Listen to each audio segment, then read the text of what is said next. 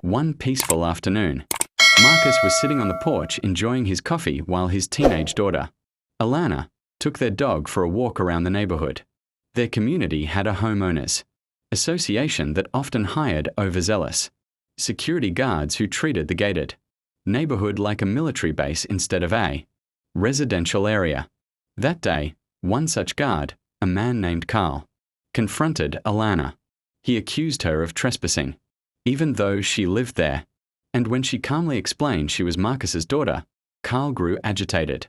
In a rash move, he unholstered his gun and pointed it at her, threatening to call the police if she didn't prove she belonged there. Alana, though young, wasn't ordinary. She was already in training, as part of a special program for young recruits with the FBI, a program reserved for exceptionally bright and disciplined individuals.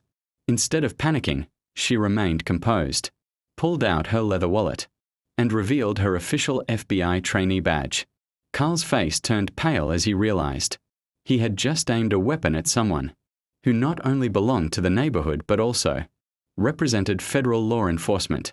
Neighbors, who had started gathering after hearing the commotion, pulled out their phones and recorded the entire incident. The HOA board members, embarrassed by the reckless behavior of their hired guard, rushed over to defuse the situation. But the damage was already done. Alana reported the encounter through official channels, and Carl was swiftly removed from his position, facing possible criminal charges for brandishing a weapon without cause.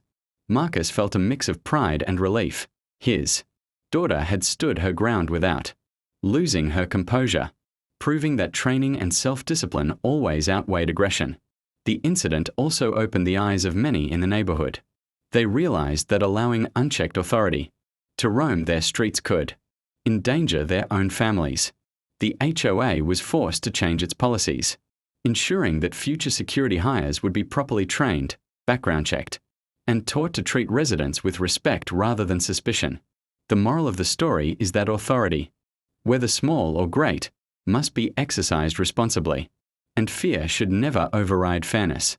Power without restraint creates danger, but composure guided by justice and truth can turn even the most threatening situation into a lesson for all.